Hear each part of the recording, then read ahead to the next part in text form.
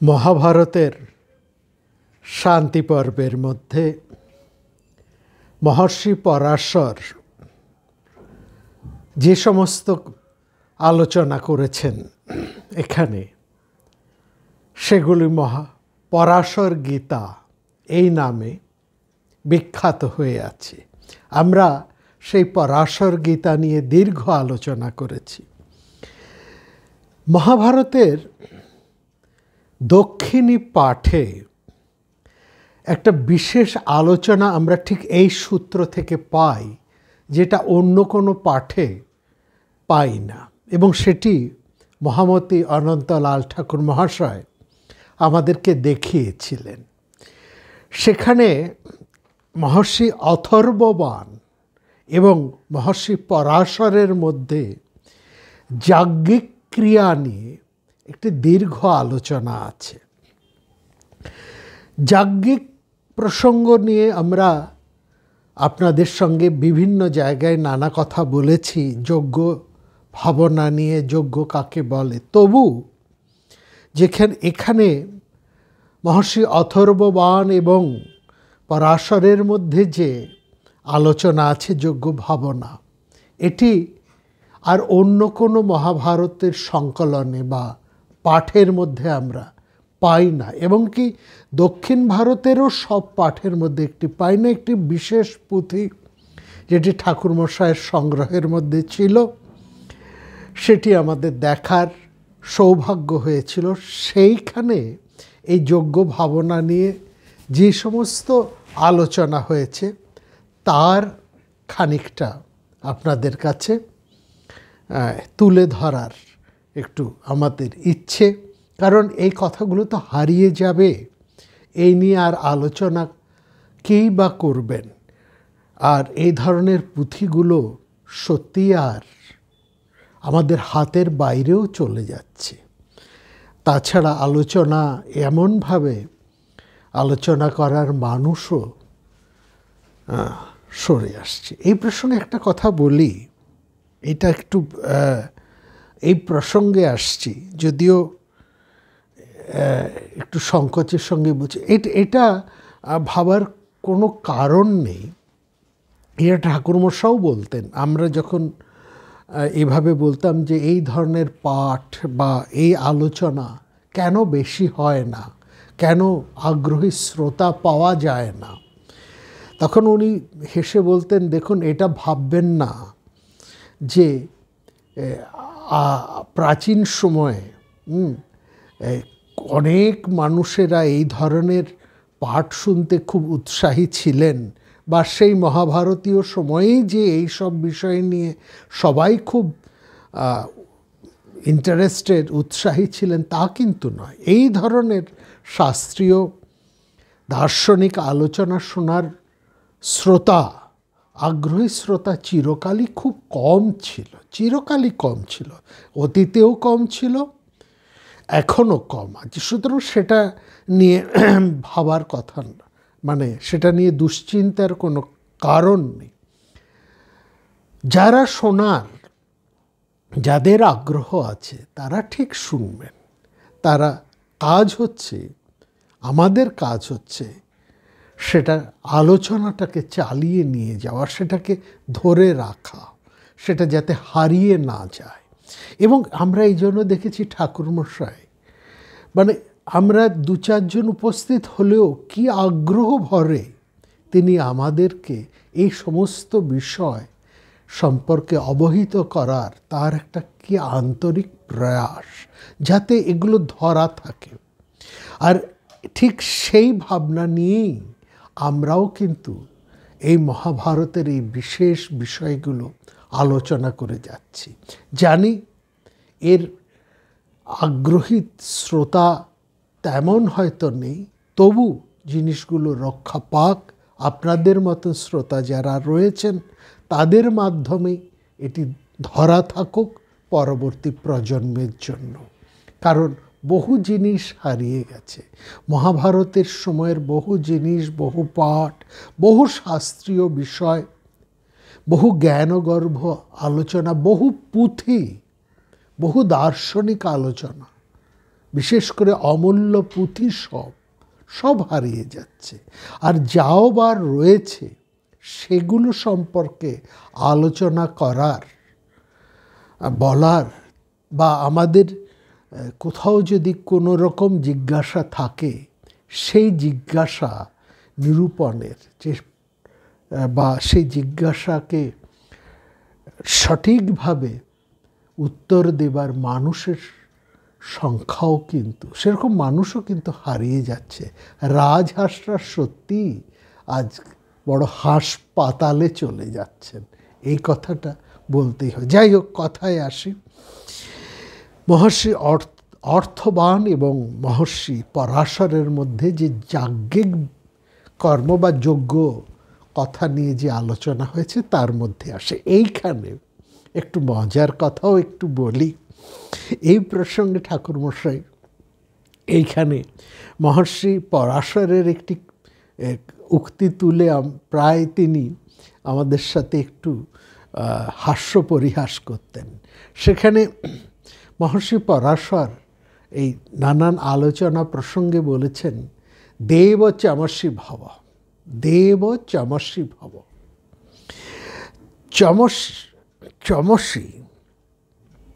চমসি শব্দটি হচ্ছে চমস থেকে এসছে, চমসি।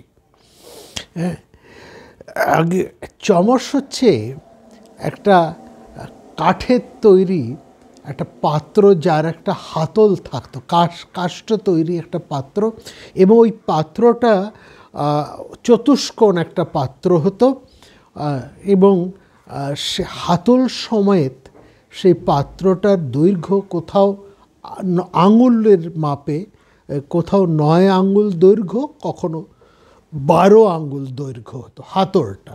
আর ওই যে পাত্রটা, তার গভীরতা বা মুখটার বিস্তার, প্রথম মুখটার বিস্তার হতো 6 আঙ্গুল, আর তার গভীরতা ও 4 আঙ্গুল এরকমের মাপের হতো, একটা চামচ জাতীয় বিষয়। এবং এর মাধ্যমে, এই চমসের মাধ্যমে সোমরস তুলে বিভিন্ন যে যজ্ঞ হতো, সেই যজ্ঞে সেই সোমরস অর্পণ করা হতো। এখানে কথা হচ্ছে এই যে চমস বা এটি সবার কিন্তু এই চমসের অধিকার পেতেন না। 10 জন যজ্ঞে অনেক ঋত্বিক থাকতেন। সোম যজ্ঞে অন্তত 32 থেকে কোথাও কোথাও আমরা দেখেছি 55 জন ঋত্বিক সেখানে উপস্থিত আছেন। ব্রহ্মাকে বাদ দিয়েও 32 থেকে 55 জন ঋত্বিক বড় বড় যজ্ঞে ব্যবহার হতো। সোম যাগের ক্ষেত্রে 32 থেকে 45 জন, এবং অশ্বমেধ রাজস্ব যজ্ঞের মধ্যেও এরকম প্রায় 32 থেকে 55 জন। এবং কোনো যজ্ঞেই 16 জনের কমে, 16 জন ঋত্বিক ছাড়া কোনো যজ্ঞকর্ম হতো না। এত যে যাজ্ঞিক যে পুরুষ, এত যে ঋত্বিক, যাজ্ঞিক নয় ঋত্বিক, যারা যজ্ঞকর্ম করতেন, বিভিন্ন বেদের তারা হতেন। সেগুলো আমরা বলেছি, কেউ অধূর্য হতেন, কেউ উদ্গাতা হতেন, এরকম নানা 4টি বেদের, সামবেদ, যজুর্বেদ, তারপরে অথর্ববেদ, ঋগ্বেদ, এই বিভিন্ন বেদের যে পুরোহিত, এরকম আলাদা আলাদা তাদের ঋত্বিক, এবং প্রত্যেকেরই কাজ আলাদা আলাদা। সেগুলো আমরা কথা প্রসঙ্গে আসব। কিন্তু এত যে ঋত্বিক, 16ই হোক কিংবা ওই 55ই হোক, যতজনই সংখ্যক হোক না কেন, মাত্র 10 জন এই যজ্ঞের এই চমস এর অধিকারী হতেন। আর 10টি চমস এই যজ্ঞের আহুতির জন্য সময় সোমরস দিয়ে আহুতি হতো বড় বড় যজ্ঞে, এবং সেখানে 3 ধরনের পাত্র লাগতো,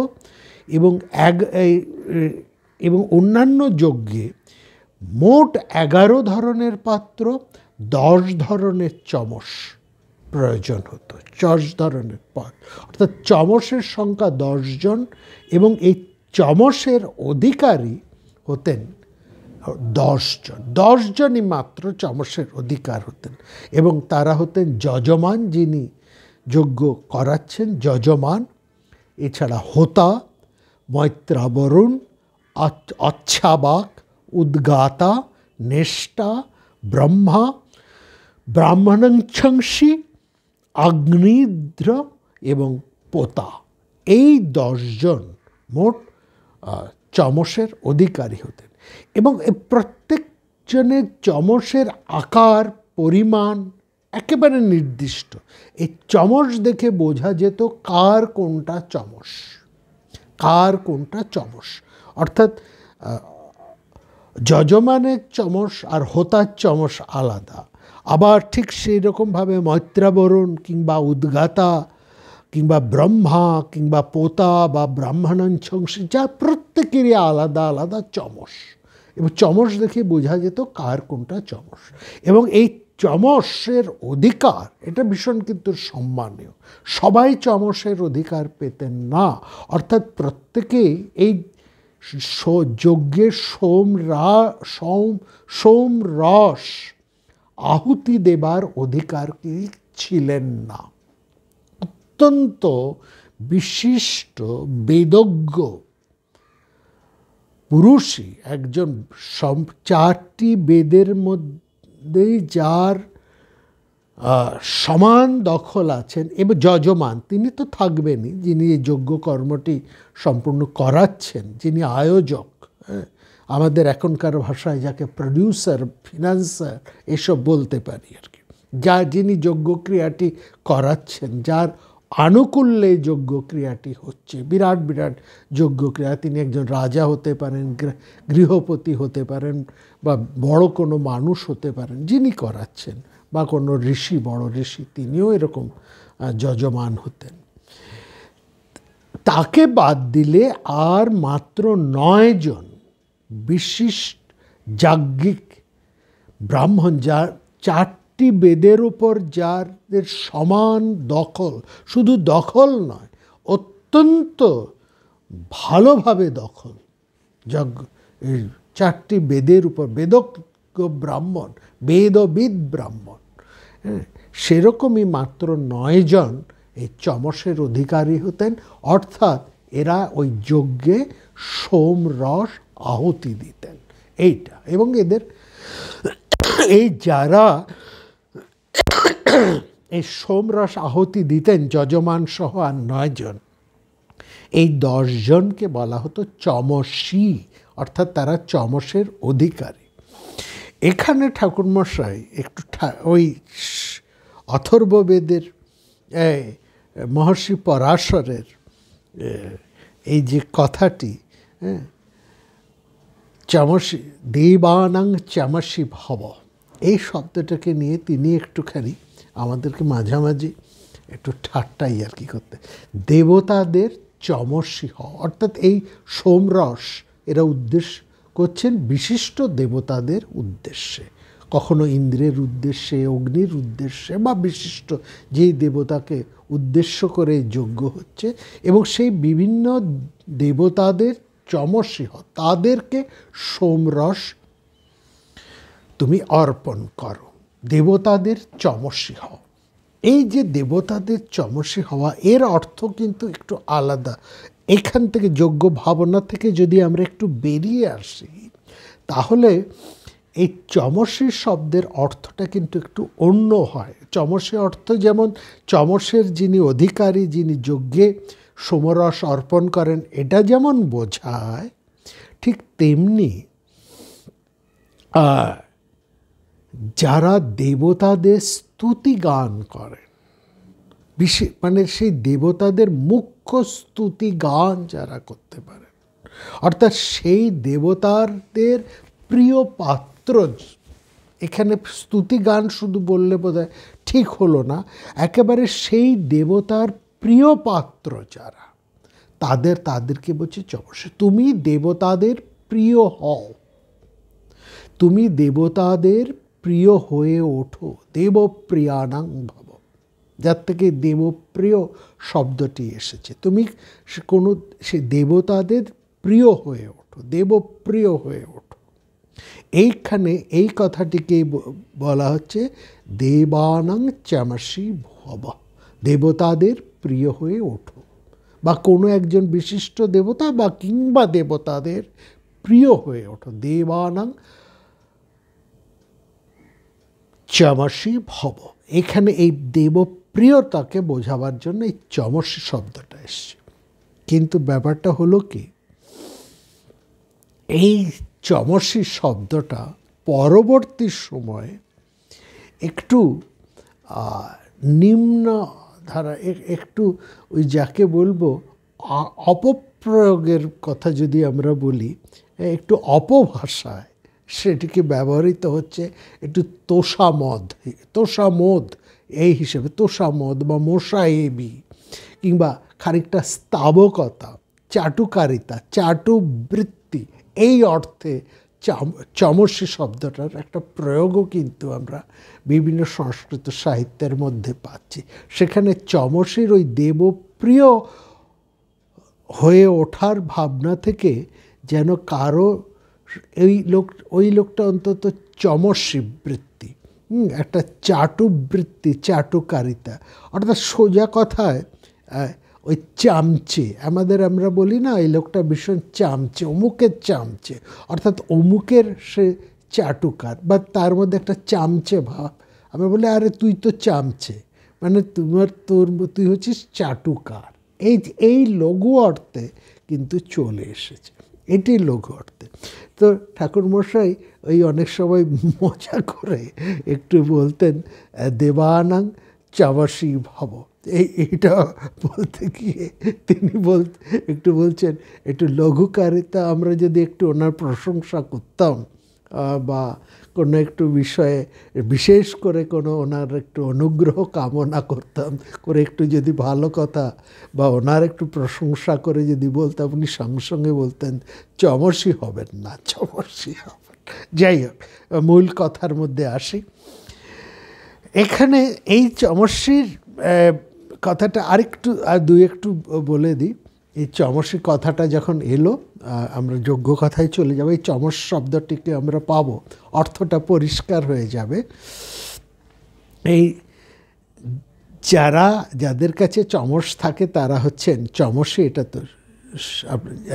আর যারা চমসিদেরকে নিয়ন্ত্রণ করেন, এই 10 জনকেও যিনি নিয়ন্ত্রণ করেন, হ্যাঁ, অর্থাৎ এখানে কিন্তু মনে রাখবেন ব্রহ্মা নিজে একজন চমসি, যিনি ব্রহ্মা ঋত্বিকদের মধ্যে যিনি একেবারে সমস্ত ঋত্বিকদের, 4টি বেদের সমকল ঋত্বিকদেরকে যিনি নিয়ন্ত্রণ করেন, অর্থাৎ যজ্ঞকর্মের যিনি প্রধান, যার নির্দেশে, অর্থাৎ নির্দেশক, যার নির্দেশে সম্পূর্ণ যজ্ঞ কর্মটি হয়, অর্থাৎ ডিরেক্টর আমরা তাকে বলতে পারি, পরিচালক, তাকে বলা হচ্ছে ব্রহ্মা। তিনিও একজন চমসি। কিন্তু এই 10 জন চমসিকে, অর্থাৎ ব্রহ্মাও এর মধ্যে ইনক্লুডেড, এই 10 জন চমসিকেও যিনি নিয়ন্ত্রণ করেন তাকে বলা হচ্ছে চমসার্ধুজ, চমস অধূর্য, চমসার্ধুজ। এই অধূর্যকে যজুর্বেদের যিনি প্রধান, যজুর্বেদের যারা ঋত্বিক তাদেরকে বলা হয় অধূর্য। সামবেদের ঋত্বিকদের যেমন উদ্গাতা বলা হয়, তেমনি যজুর্বেদের ঋত্বিকদেরকে বলা হয় অধূর্য। যেহেতু এই চমস ক্রিয়া এগুলো হচ্ছে যাজ্ঞিক ক্রিয়া, অর্থাৎ কতটুকু ঢালবে, কখন ঢালবে, কোন মন্ত্র উচ্চারণ করে ঢালবে, কিভাবে ঢালবে ইত্যাদি, সোমরস অর্পণের এই যে ক্রিয়ামূলক ব্যাপারগুলো, এবং ক্রিয়ামূলক আচরণ ক্রিয়াকর্মটি সবটাই হচ্ছে যজুর্বেদের অন্তর্গত, যজুর্বেদের মন্ত্রভাগের অন্তর্গত। এবং অধূর্যরা যেহেতু এই ক্রিয়াকর্মের সঙ্গেই যুক্ত থাকতেন, তাদের প্রধান কাজ হচ্ছে এই ক্রিয়াকর্ম, সুতরাং একজন যজুর্বেদের শ্রেষ্ঠ বেদবিদ পণ্ডিত জ্ঞানী পুরুষই তিনি হতেন চমসার্ধুজ। তিনি আর বাকি 10 জন চমস্বীদেরকে নিয়ন্ত্রণ করতেন। তিনি এর মধ্যে লক্ষ্য করুন, এই যে 10 জন আমরা চমস্বীর কথা বলেছি, যজমান, হোতা, মৈত্রাবরুণ, অচ্ছাবাক, উদ্গাতা, নেষ্টা, ব্রহ্মা, ব্রাহ্মণাংশী, অগ্নির্ধ্র এবং পোতা, এদের মধ্যে একজনও কিন্তু যজুর্বেদের ঋত্বিক নয়, অর্থাৎ একজনও অধূর্য নেই। অধূর্য যিনি আছেন তিনি হচ্ছেন এই 10 জন এই যজ্ঞে যারা অর্পণ করবেন, অর্পণ করবেন সেই চমসের সাহায্যে, তাদের নিয়ন্ত্রক। সুতরাং তিনি হচ্ছেন, তাকে বলা হয় চমসার্ধুজ। আর এই যে ক্রিয়াটি, এই যে চমসের সাহায্যে একটি সোম পাত্র থেকে সোম রসকে তুলে নিয়ে অর্পণ করা, এই যে প্রক্রিয়াটি, এই প্রক্রিয়াটির নাম হচ্ছে চমসোন্নয়ন। হ্যাঁ, এবং এই যে বারবার পাত্রটি থেকে তুলে এনে ঢালা, এটাকে বলা হয় চমসাপ্যায়ন। এবং সব শেষে চমসের মধ্যে যেটুকু অর্পণের শেষে যেটুকু সোম পড়ে থাকে, অর্থাৎ সেই পাত্রের মধ্যে অবশিষ্ট যেটুকু সোমরস পড়ে থাকতো, সেই সোমরস পানের অধিকারী হতেন কিন্তু এই মাত্র এই 10 জন ঋত্বিক যাদের কথা আমরা বলেছি। এবং এদেরকে এই অবশিষ্ট সোমরস পানের অধিকারী যারা হতেন, অর্থাৎ এই 10 জন চমসী, এবং এই অবশিষ্ট সোমরস পানটিকে বলা হয় চমস ভক্ষণ। এই হচ্ছে মূল কথা। এবার আমরা আসি মহর্ষি অর্থাবন এবং মহর্ষি পরাশরের মধ্যে যে বৈদিক যজ্ঞ ক্রিয়া নিয়ে যে বিস্তারিত আলোচনা হয়েছে তার প্রসঙ্গে। অর্থাৎ আলোচ্য বিষয় হচ্ছে আমাদের যজ্ঞ। এখন এই যজ্ঞটা কি? যজ্ঞ বলতে আমরা কি বুঝি? এবং যজ্ঞ যে আমাদের কাছে একটা অপরিচিত বিষয় তা কিন্তু নয়। আমরা নানা আলোচনার মধ্যে এটা বলেছি। এবং লক্ষ্য করবেন, আজ এই বিশেষ আলোচনাটা আমরা এত গুরুত্ব দিয়ে কেন করছি, তার একটা বিশেষ কারণ আছে। কারণটা হচ্ছে এই প্রসঙ্গটা সমস্ত মহাভারতের মধ্যে নেই। একটি বিশেষ দক্ষিণ ভারতেরও একটি বিশেষ পাঠের মধ্যে আমরা এটাকে পাচ্ছি। এবং তাও আমরা এই আলোচনাটা একটু গুরুত্ব দিয়ে করছি এই কারণে, আজও যে আমরা বিভিন্ন স্থানে কখনো কোনো মানুষের মানে গৃহস্থের বাড়িতে বা ধর্মীয় প্রতিষ্ঠানে যে বিশেষ উপলক্ষে যে আমরা যাগযজ্ঞের যে অনুষ্ঠান হতে দেখি, এবং সেখানে আমরা দেখছি একটা প্রজ্বলিত অগ্নিতে মন্ত্রপাঠ সমেত ঘি এবং নানান আহার্য দ্রব্য সেখানে নিবেদন করা হচ্ছে। এবং সেখানে আমরা দেখছি উপস্থিত যারা থাকেন সেই মন্ত্রের একটা গম্ভীর ধ্বনি এবং ঘৃতের একটা আমোদিত গন্ধ, এবং সবাই যেন একটু কেমন শ্রদ্ধালু হয়ে পড়েন, একটু আবিষ্ট এবং অনেকটাই অভিভূত হয়ে পড়েন। এই মুহূর্তের মধ্যেই যেন একটু ভাবান্তর হয়। সেখানে আমরা এটাও লক্ষ্য করি সবাই যে ওই যজ্ঞ ক্রিয়াটিকে বোঝেন, বা বুঝে করেন, বা যারা উপস্থিত হচ্ছেন তারা যে একটু আবিষ্ট হচ্ছেন, অভিভূত হয়ে পড়ছেন, তার মানে কি তারা এই ক্রিয়াটাকে সব বুঝতে পারছেন? ব্যাপারটা কি তাদের কাছে খুব পরিষ্কার? তা কিন্তু নয়। এবং আরও একটা জিনিস মজার ব্যাপার আমরা দেখি, যে আমাদের যে উপনয়ন পৈতে, হ্যাঁ, বিবাহ, দেবপূজায় যে হোমের অনুষ্ঠান হয়, এবং তাছাড়াও অন্ত্যেষ্টি কর্ম, এখানেও একটু কিন্তু যাজ্ঞিক ক্রিয়া আছে।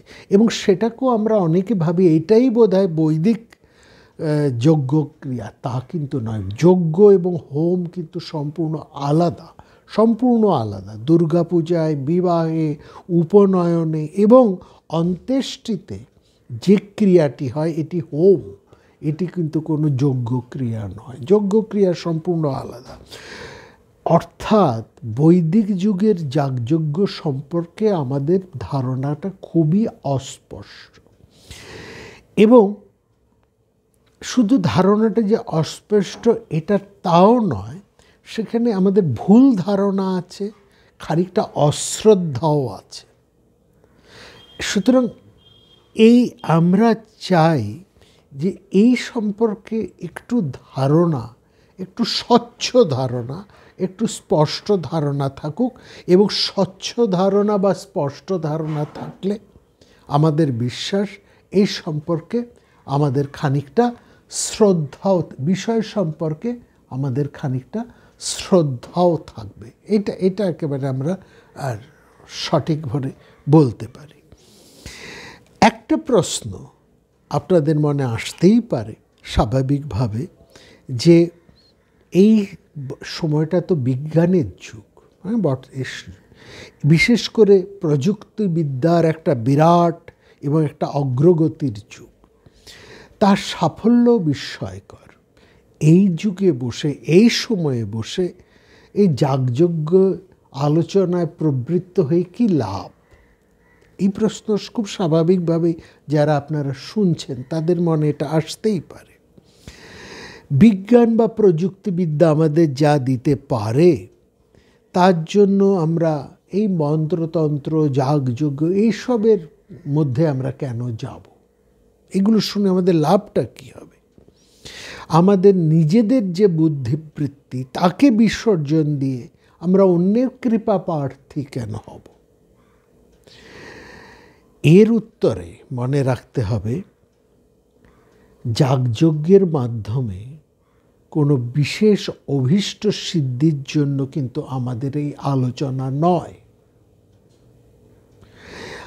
বৈদিক যুগের যাগযজ্ঞের যে রীতিটি ছিল, যে বহুল প্রচলিত রীতি, এবং এই আমাদের বিভিন্ন পুরাণ, ইতিহাস, এই সমস্ত শাস্ত্র আলোচনার মধ্যে বারবার যে এই যজ্ঞ প্রসঙ্গ আমাদের মধ্যে আসছে, সেই সম্পর্কে, এই রীতিটি সম্পর্কে, এই ভাবনা সম্পর্কে আমাদের যদি কিছু স্পষ্ট ধারণা থাকে, স্পষ্ট ধারণা, কোনো রকম ধোঁয়াশে ধারণা বা ভুল ধারণা, এগুলো যদি না থাকে, স্পষ্ট সুস্পষ্ট ধারণা যদি থাকে, তাহলে বৈদিক ধর্ম এবং বৈদিক সাহিত্য ভাবনার মর্মমূলে আমরা সহজে প্রবেশ করতে পারব। এই কথাটা মনে রেখেই কিন্তু আমরা এই ভারত কথার গ্রন্থিমোচনের এই পর্বে এবং আগামী একটি দুটি পর্বে এই আলোচনা করব। দেখুন,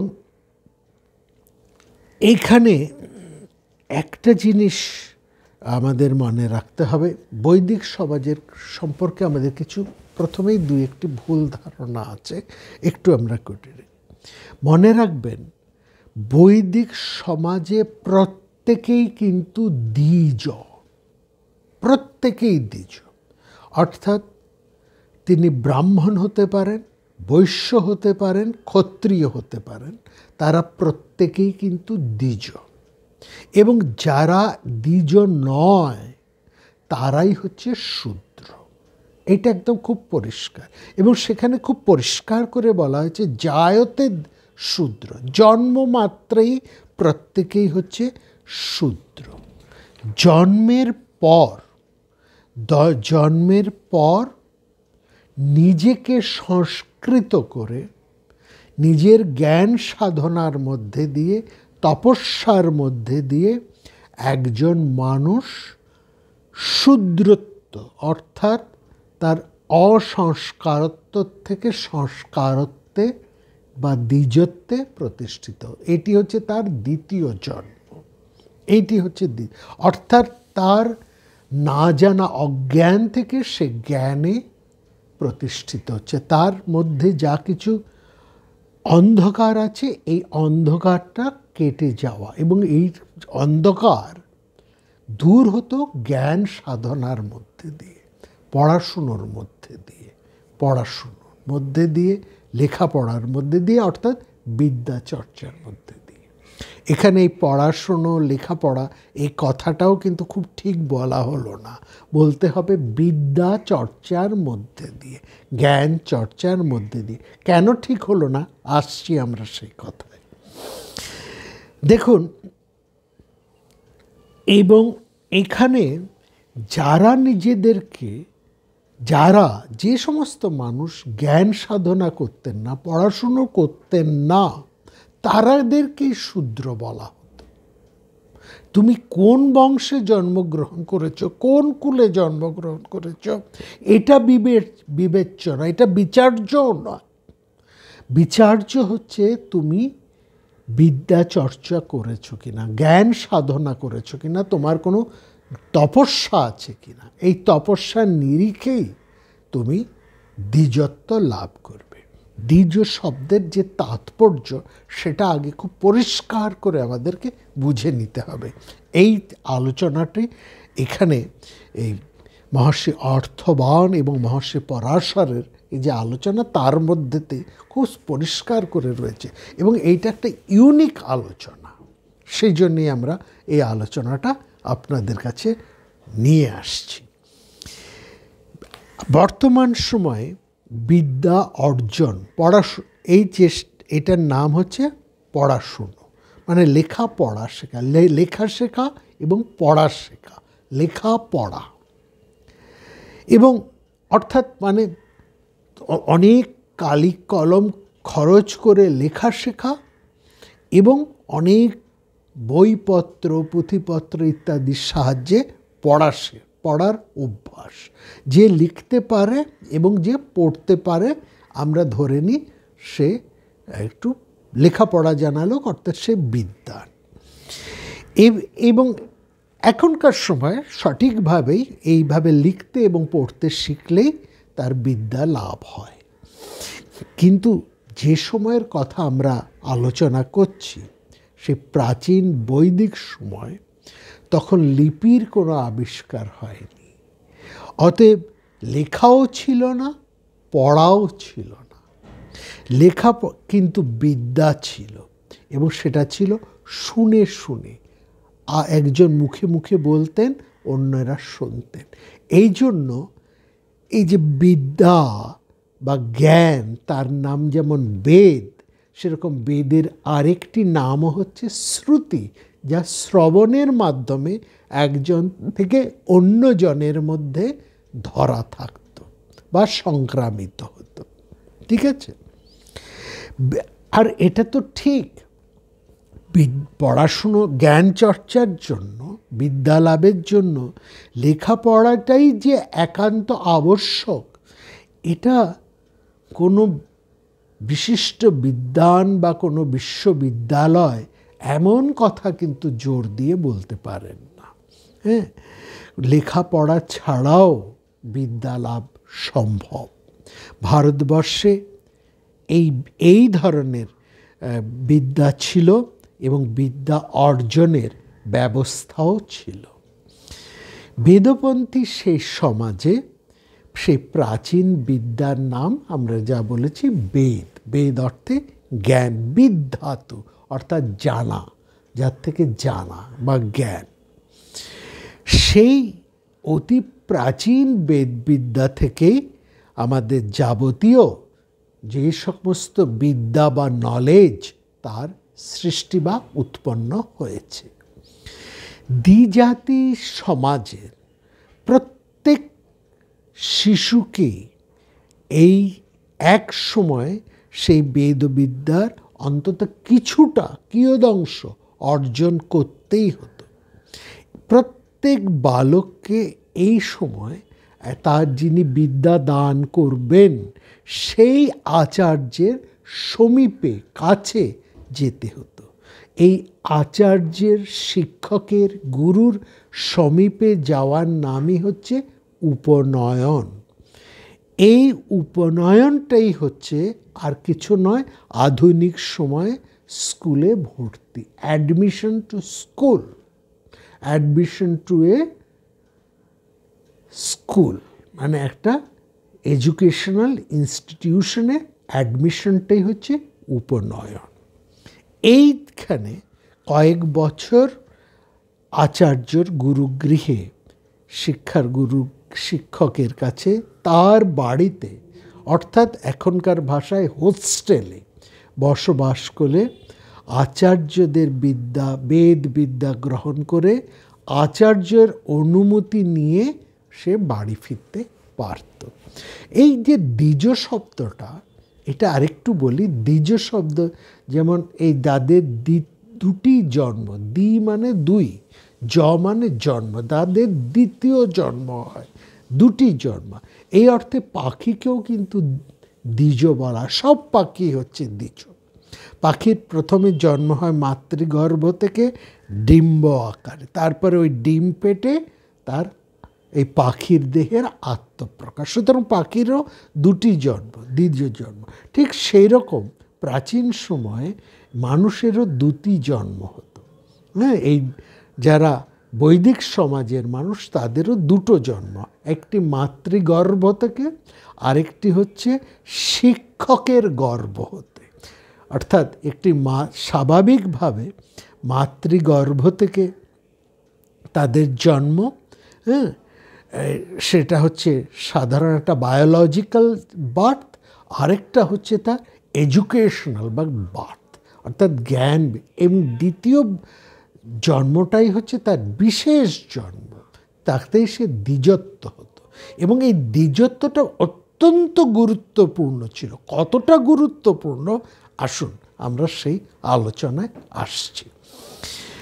এবং তাহলে আমরা কি দেখলাম, প্রত্যেকে আচার্যের সমীপে যেত।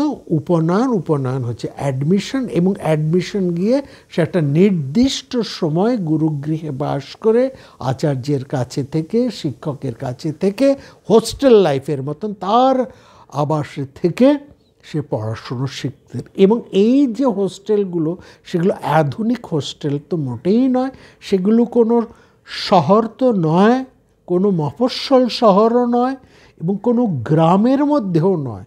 অথচ শহর, গ্রাম, মফস্বল সব কিছুর সাথেই তার একটা সংযোগ ছিল, একটা যাতায়াত ছিল, একটা যোগসূত্র ছিল।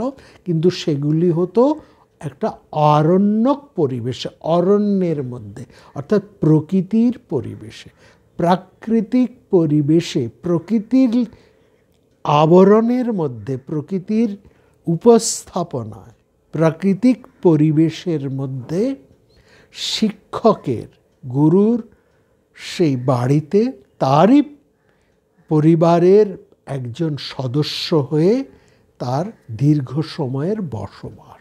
এই জন্য আমাদের সমস্ত জ্ঞান চর্চার, বিদ্যা চর্চা যেখানে চর্চিত হতো, সেটাকে বলা হয় আরণ্যক পরিবেশ। এই জন্য আমাদের বেদের একটি অংশের নামও হচ্ছে আরণ্যক। আরণ্যক অর্থাৎ যে জ্ঞান অরণ্য পরিবেশে মধ্যে চর্চিত হয় বা গড়ে উঠেছে, সেই জন্য তার নাম হচ্ছে আরণ্যক। এই যে উপনিষদ, উপনিষদ কথাটিকে দেখুন, উপনিষদের আরেক নাম হচ্ছে আরণ্য, কারণ ওই অরণ্য পরিবেশে এই ধরনের বিদ্যাগুলো বেড়ে উঠেছে বা সেগুলোর সৃষ্টি হয়েছে, এবং সেগুলোকে বলা হচ্ছে উপনিষদ। উপনিষদ কথাটার মানেও ঠিক, উপ মানে সন্নিকটে, নিষদ মানে কারো কাছে উপস্থিত হওয়া, গুরুর সমীপে উপস্থিত হয়ে তার মুখ কাছে বসে বসে এই ধরনের পাঠ গ্রহণ বা পাঠ চর্চা। এই জন্য এর আরেকটি নাম হচ্ছে উপনিষদ। এই উপনিষদ বা এই যে গুরুগৃহে যাচ্ছে, এই যে উপনয়ন কিভাবে যাবে, এই যে আমাদের এখন অ্যাডমিশন হয় কিভাবে যাবে, আমরা স্টুডেন্টরা দেখছি তারা যাচ্ছে, যাওয়ার আগে স্কুলে যে অ্যাডমিশন হয় তার আগে একটা তাদেরকে পরীক্ষা দিতে হয়।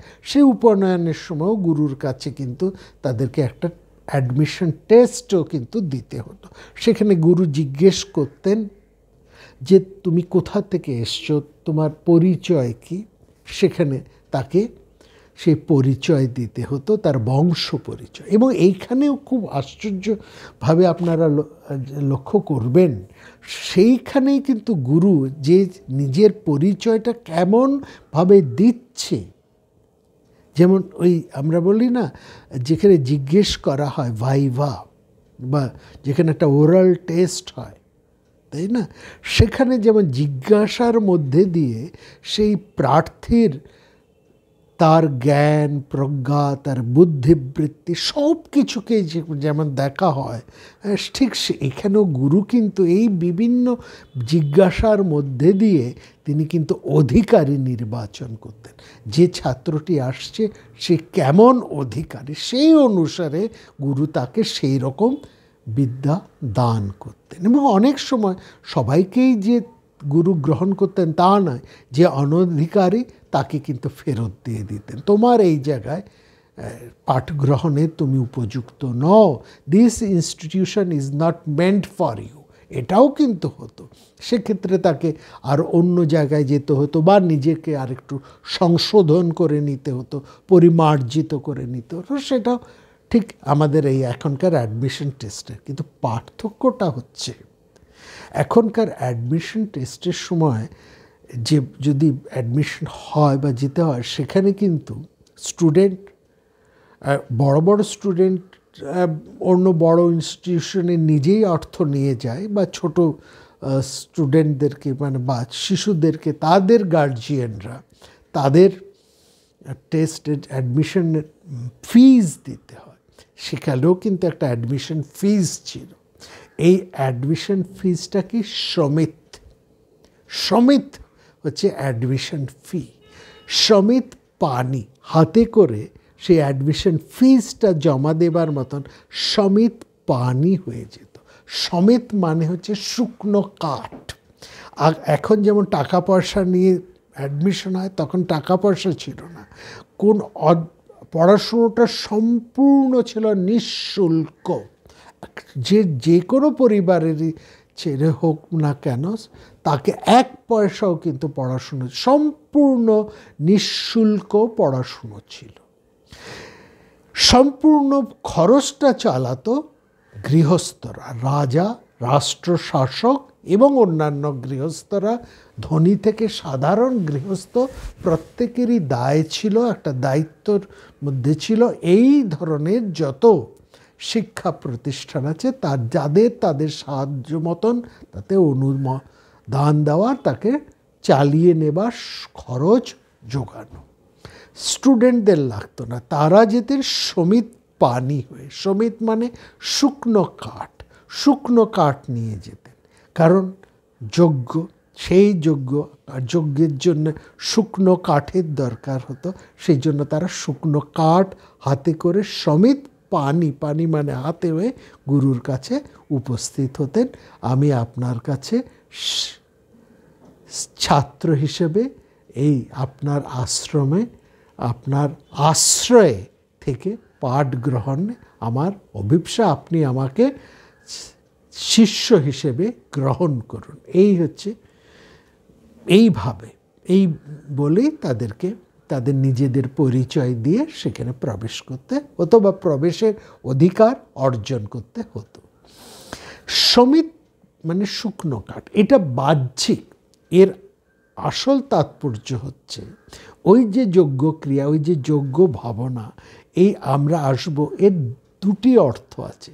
একটি হচ্ছে মানে বহিরাঙ্গ অর্থ, আর একটা হচ্ছে তার তাৎপর্য অন্তর। যজ্ঞ দু ধরনের, একটা বাইরের যজ্ঞ যেখানে আগুন জ্বালা, ঘি ঢালা, নানা রকম মন্ত্র উচ্চারণ, নানা রকম ক্রিয়াকর্ম, আর প্রত্যেকটির একটা আছে তাৎপর্য, এবং সেই তাৎপর্য আরেক ধরনের যজ্ঞ হচ্ছে, সেটা হচ্ছে মানস যজ্ঞ। এই তাৎপর্য বা মানস যজ্ঞটাই হচ্ছে সবচাইতে বোঝার বিষয়, সবচাইতে গুরুত্বপূর্ণ। ক্রিয়াকর্মটা অত গুরুত্বপূর্ণ নয় যতটা তার তাৎপর্য। সেখানে এই সমিত শুকনো কাঠের তাৎপর্য হচ্ছে কাঠ নিয়ে যাওয়া নয়, শিষ্য নিজে, প্রত্যেকটা ছাত্র, স্টুডেন্ট, শিষ্য, সে নিজেই ওই শুকনো কাঠ হয়ে গুরুর কাছে যাবে। গুরু হচ্ছেন ওই যে আগুন, অর্থাৎ ওই যে জ্ঞান, জ্ঞানকে বলা হতো অগ্নি, জ্ঞান অগ্নি। জ্ঞান হচ্ছে অগ্নির মতন। অগ্নি মানে আলো, জ্ঞান, হ্যাঁ, তার মধ্যে তেজও আছে, আলোও আছে, দীপ্তিও আছে, এবং তার মধ্যে দীপ্রতাও রয়েছে, তেজও রয়েছে। তেজ হচ্ছে তার বীর্য শক্তি, আর আলো হচ্ছে তার প্রকাশ, তার ঔজ্জ্বল্যতা, উজ্জ্বলতা। তো জ্ঞান এই দুটি, এবং এই দুয়ের প্রতিমূর্তি হচ্ছেন গুরু সাক্ষাৎ। তিনি হচ্ছেন সেই অগ্নির স্বরূপ। তিনি গুরু সেই জ্ঞানকে নিজের হৃদয়ে ধারণ করে তিনি নিজেই অগ্নিস্বরূপ হয়েছে। সেই অগ্নি, এক অগ্নি থেকে আরেক অগ্নি প্রজ্বলন করাই হচ্ছে গুরুর কাজ। তিনি নিজে হয়েছেন অগ্নিস্বরূপ, তিনি প্রাণে প্রাণে সেই জ্ঞানাগ্নি জ্বালিয়ে প্রজ্বলন করেন। এই হিসেবেই তিনি হচ্ছেন আচার্য। ঠিক আছে? এবার আগুন জ্বালাবে কোন আধানে? সেটা যদি ভেজা হয়, সেটা যদি ভসভসে হয়, কলা গাছে তো আর আগুন জ্বলে না, ভেজা কাঠেও আগুন জ্বলে না, আগুন জ্বলে শুকনো কাঠে। এই জন্য প্রত্যেক শিষ্য হয়ে উঠবে সে শুকনো কাঠের মধ্যে, তার মধ্যে গ্রহিষ্ণু হয়ে উঠে যাবে, গ্রহণের আধার হয়ে সে গুরুর কাছে গিয়ে পৌঁছবে, তার যাবতীয় যা কিছু আছে সব কিছুকে ত্যাগ করে। সেই জন্য সে রাজপুত্র হতে পারে, সে ধনীপুত্র হতে পারে, শ্রেষ্ঠীপুত্র হতে পারে, কিংবা অতি সাধারণ একজন গৃহস্থের সন্তানও সে হতে পারে। যেই যাই হোক না কেন সে, কিংবা অন্য কোনো বিদগ্ধ মানুষও তিনি হতে পারেন। তিনি তার পূর্ব ইতিহাস সব কিছু, তার সমস্ত ঐশ্বর্য, মান, অভিমান, তার উপাধি সব কিছু গুরুগৃহের বাইরে রেখে একেবারে নগ্ন পদে, জোড়ো হস্তে, সমিত হৃদয়ে একেবারে সেই শুকনো কাঠের মতো নিজেকে গ্রহিষ্ণু করে গুরুর কাছে গিয়ে পৌঁছবেন। তবেই তার মধ্যে গুরু আগুন জ্বালিয়ে তুলতে পারবেন। এই হচ্ছে সমিত পানের বা সেই সময়ের ফিস, গুরুর ভর্তি হবার ফিস। এবং সেখানে একটা নির্দিষ্ট সময়, নির্দিষ্ট বছর তিনি গুরুর কাছে সমস্ত বেদবিদ্যা গ্রহণ করে সেই আচার্যের, গুরুর অনুমতি নিয়ে বাড়ি ফিরত। এই যে বাড়ি ফেরা, এর নাম হচ্ছে সমাবর্তন। এই সমাবর্তনটা হচ্ছে এখনকার অনেক সময় এই আমাদের যে ডিগ্রি, ডিপ্লোমা, সার্টিফিকেট ইত্যাদি দেওয়া, এইটাই হচ্ছে সেই সমাবর্তন। সেই যে এই সমাবর্তনের পর তার শিষ্যের গৃহী হবার অধিকার জন্মাত। আমরা 4টে আশ্রমের কথা বলছি। গুরুর কাছে যাচ্ছে যে সে ব্রহ্মচারী হয়ে, জ্ঞান হচ্ছে ব্রহ্মস্বরূপ, ব্রহ্মকে সে ব্রহ্মের দিকে চলেছে, ব্রহ্মের প্রতি তার চরণ, সেই জন্য তার জীবন যাপন সমস্ত কিছুই ব্রহ্মের অভিমুখে, সেই জন্য তার নাম হচ্ছে ব্রহ্মচর্য। অর্থাৎ যে সমস্ত আচার নিয়ম পালন করা, এগুলো হচ্ছে সব ব্রহ্মচর্য। এবার ব্রহ্মচর্যের পরের আশ্রম হচ্ছে গার্হস্থ। এইখানে একটা কথা আছে, যে সমস্ত ব্রহ্মচারী ছাত্র, শিষ্যরা যারা বেদবিদ্যার আলোচনায় মুগ্ধ হয়ে সেই আলোচনা ছেড়ে আর অন্য কিছুতে প্রবেশ করতে পারতেন না, তারা কিন্তু গৃহী হতেন না। তারা যাবজ্জীবন ব্রহ্মচর্য নিয়েই কাটিয়ে যেতেন। এবং এই জ্ঞান চর্চায় তারা এতটা মুগ্ধ হয়ে, এতটা তন্ময় হয়ে থাকতেন যে গৃহকর্মে, গার্হস্থ্য জীবনে তাদের একটা বিতৃষ্ণা আমরা লক্ষ্য করি। তারা জ্ঞান পথের পথিক হয়ে ব্রহ্মচারী হয়ে থাকতেন, বা তার পরের যে আশ্রম সেই আরণ্যক বা একেবারে সন্ন্যাস আশ্রমে গিয়ে প্রব্রজ্যা গ্রহণ করতেন এবং আজীবন তারা ব্রহ্মচারী এবং সন্ন্যাসী হয়ে থাকতেন। এই ব্রহ্মচারী বা সন্ন্যাসী ছাড়া অন্য যারা সমাবর্তন শেষে গৃহে ফিরে আসতেন তারা গৃহস্থ হতেন। মনে রাখবেন, গৃহস্থ তারাই হবার অধিকারী পেতেন যারা সমাবর্তন সম্পন্ন করেছেন, অর্থাৎ যারা গুরুগৃহে গিয়ে পাঠ বেদ শিক্ষা করে সমাবর্তন, গুরুর অনুমতি লাভ করে সমাবর্তনের মাধ্যমে ছুটি পেয়েছেন, তারাই কেবলমাত্র গৃহী হবার অধিকার পেতেন। অর্থাৎ সমাবর্তনের পরেই একজন গৃহী বিবাহ করবার অধিকার লাভ করত। সবাই বিয়ে করতে পারত না, আর বিবাহ না করলে সে গার্হস্থ হতে পারত না। যে গার্হস্থ, সে যদি ভাবে আমি বিবাহ করব না অথচ গৃহস্থ হব, সে কিন্তু গৃহস্থ ধর্মের বা সমাজের মধ্যেই তার কোনো স্থান ছিল না। গৃহীদেরকে নিয়েই সমাজ তৈরি হতো, গৃহীদেরকে নিয়েই সমাজ তৈরি হতো। যার যে বিবাহ করেনি তার গৃহ নয়, সেই কারণ গৃহিণী গৃহমুচ্যতে, গৃহিণী গৃহকে ধরে রাখেন। এই গৃহই হচ্ছে সমাজ। সমাজ শব্দের অর্থ হচ্ছে সমবেত আজ্য, অর্থাৎ আজ্য শব্দের অর্থ হচ্ছে আহুতি। সমবেতভাবে আহুতি যে দান করেন সেটাকে বলছে সমাব। সুতরাং এইখানে লক্ষ্য করবেন যে কোনো আইনের জোরে নয়, বা প্রাচীন ভারতবর্ষ কোনো আইনের জোরে কোনো নিয়ম প্রতিষ্ঠা করেনি। তাদের যা কিছু নিয়ম, যা কিছু বিধি বিধান, সব এই ধর্ম শব্দের অর্থ কিন্তু নিয়ম, জুরিসপ্রুডেন্স, রুলস, রেগুলেশন, ডিউটিস, এই যে নিয়ম, সেটাই হচ্ছে এইভাবেই ঠিক করা হতো, কোনো আইনের দ্বারা না। রাষ্ট্র এর মধ্যে কোনো রকম হস্তক্ষেপ করতো না। সুতরাং সামাজিক বা সমাজে বাস করতে পারত একমাত্র গৃহীরাই। গৃহী কারা না? যারা বিবাহ করতেন। কারা বিবাহ করতে পারতেন না? যাদের সমাবর্তন হচ্ছে, অর্থাৎ যারা লেখাপড়া জানেন, যাদের যাদের বিদ্যা বা জ্ঞান যাদের হয়েছে, যাদের জ্ঞান লাভ করেছে, তারাই বিবাহ, যারা শিক্ষিত তারাই বিয়ে করার অধিকার পেতেন এবং তারাই সামাজিক। সুতরাং যারা ব্রহ্মচারী বা যারা সন্ন্যাসী তারা কিন্তু সামাজিক নন, তারা সমাজের বাইরে, কারণ তারা গৃহী নন। গৃহী না হলে সামাজিক হবে না। সমাজ কথার অর্থ যেটা বলছিলাম, যে কথা বলতে গিয়ে একটু সরে গেলাম, সমবেত আজ্য বা আহুতি। সমাজের অর্থ হলো এই যে তুমি জ্ঞান লাভ করে এসেছো, সেখানে তুমি একসঙ্গে বাস করবে, তোমার আর যত গৃহী আছে তাদের সাথে একসঙ্গে বাস করবে, এক ভাবনায়। অর্থাৎ সবার জন্য চিন্তা করবে।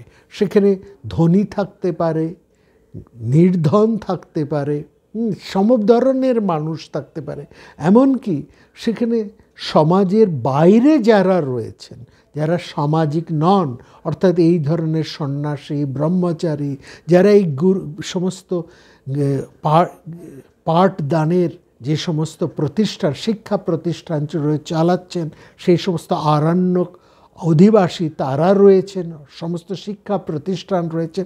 এই সমাজের বাইরে যে সমস্ত মানুষেরা রয়েছেন যারা জ্ঞান লাভ করেননি, শিক্ষা লাভ করেন, অথচ অন্যান্য কাজ করছে, সমাজে তাদেরও তো প্রয়োজন। তারা জ্ঞান সারা সমাজের অংশভুক্ত নয়, কিন্তু তাদের দ্বারাও সমাজ নানাভাবে উপকৃত, সন্ন্যাসীদের দ্বারা উপকৃত, ব্রহ্মচারীদের দ্বারা উপকৃত, এই সমস্ত শিক্ষা প্রতিষ্ঠানের দ্বারা উপকৃত। আর যে সমস্ত অজ্ঞানী মানুষেরা আছেন তারা জ্ঞানী নন, কিন্তু তারা সমাজকে নানা জিনিসপত্র সরবরাহ করছে। হয় ধরা যাক একজন কৃষক আছেন, তিনি পড়াশুনো শেখেননি, আমরা কোনোভাবেই কিন্তু কৃষককে ছোট করছি না, কিন্তু তিনি সেই অর্থে বিদ্যা চর্চা করেননি, তিনি কৃষক আছেন, এরকম কুমোর আছেন এবং অন্যান্য নানা বৃত্তিজীবী মানুষেরা আছেন যারা জ্ঞান চর্চা করছেন না, কিন্তু নানা রকম বৃত্তির সাথে যুক্ত হয়ে রয়েছেন। এরাও কিন্তু বৃহত্তর সমাজের একটা অংশ, কারণ সমাজ এদের দ্বারা উপকৃত। সুতরাং তাদের জন্য সমাজের অর্থাৎ প্রত্যেক গৃহস্থের একটা দায়িত্ব আছে। সুতরাং সমাজবদ্ধ এই গৃহস্থরা তাদের কথাও ভাববেন এবং তাদেরও হিত ভাবনা করবেন। অর্থাৎ সমাজের মূল ভাবনাটা হচ্ছে সকলের তরে আমরা সকলে, প্রত্যেকে আমরা পরের তরে। এই অর্থ নিয়ে সমবেত আহুতি প্রদান, সবার জন্য হিতকর্ম সাধন, এই অর্থ থেকে সমাজ শব্দটি, এবং সেই অর্থ ভাবনা নিয়েই এই গৃহস্থেরা সামাজিক হয়ে ওঠেন। এখানে একটা জিনিস যেটা বলছে, সেকালের সমাজ বা রাষ্ট্র কিন্তু আইনের দ্বারা বেশি রাষ্ট্র কোনোভাবেই সমাজের উপর আইনের কোনো জোর জুলুম চাপাতে পারত না, সেটা একটা ধর্ম দ্বারা তারা কিন্তু চলত, ধর্ম নীতি নৈতিকতার মধ্যে দিয়ে চলত। এবং এখনকার দিনে আমাদের যে একটা ভাবনা আছে, সেটার থেকে প্রাচীন সময়ের ভাবনার একটা পার্থক্য আমরা দেখতে পাচ্ছি। এখনকার দিনে আমরা ভাবি এই ধরনের, তাদেরকেও আমরা সমাজবদ্ধ, আমাদের এই সমাজে তারা বাস করছেন এবং তারা বলছেন আমরা এই সমাজে থাকবো, আমরাও এক সমাজেরই মানুষ, কিন্তু আমরা বিয়ে করব না, অর্থাৎ আমরা স্বাধীনভাবে থাকব। হ্যাঁ, বিয়ে করলে কোথাও যেন একটা স্বাধীনতা নষ্ট হয়ে যায়। হ্যাঁ, অতএব স্বাধীনভাবে চলবো বলে আমরা বিয়ে করব না, এরকম একটা মত নিয়ে কিন্তু এখন আমরা অনেক মানুষদেরকে থাকতে দেখি। তারা বিয়ে করেননি, কিন্তু এই সমাজে থাকেন, নানা ধরনের কাজ করেন, আবার লিভ টুগেদার এই ধরনেরও একটা ভাবনার মধ্যে আছে, অথচ বিয়ে করব না। কিন্তু আমাদের প্রাচীন ভারতবর্ষ কিন্তু এই মতটাকে একেবারেই সমর্থন করতেন না, বা তাদের মধ্যে এই ভাবনাটা ছিল না। কেন ছিল না, তার কি কারণ? আর সেটা হচ্ছে, তারা মনে করতেন যে স্বাধীনভাবে চলবো বলে বিয়ে করা অনুচিত, এটাকে এই মত গ্রহণীয় নয়। কেন? তারা বলতেন একজন মানুষ স্বাধীন কিসে হয়? স্বাধীন থাকব, এই স্বাধীন থাকাটা কিসের উপর নির্ভর করে?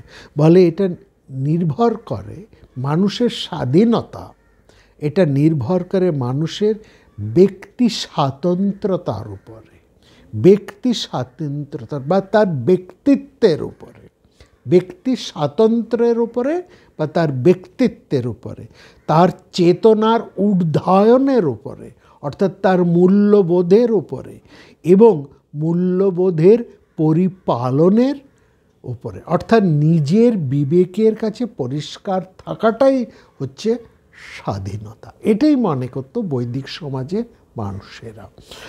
প্রতিপদে নিজের চেতনাকে, নিজের বিবেককে লাঞ্ছিত করে আত্মমর্যাদাকে বিক্রি করে যে চলা, সেটা আর যাই হোক না কেন সেটা স্বাধীনতা নয়।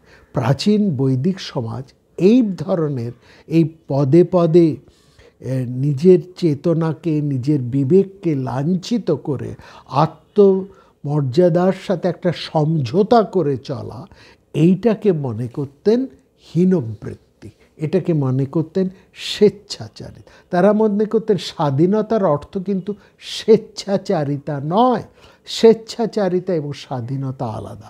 স্বাধীনতার মধ্যে কোনো আত্মমর্যাদাহীন কোনো ভাবনা থাকতে পারে না, অর্থাৎ কোনোভাবেই নিজের স্বাতন্ত্র্য, নিজের মর্যাদা এবং নিজের বিবেককে নষ্ট করে, হীন করে থাকাটাকে স্বাধীনতা বলে তারা মনে করতেনই না। ফলে স্বাধীনতায় স্বেচ্ছাচারিতা নেই, সেখানে আছে নম্রতা।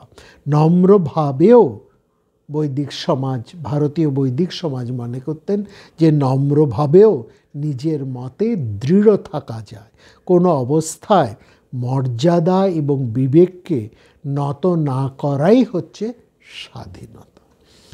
এইভাবে তারা মনে করতেন যে গৃহস্থের হতে হবে এবং সেখানে প্রত্যেককেই বিবাহ করেই গৃহী হতে হবে।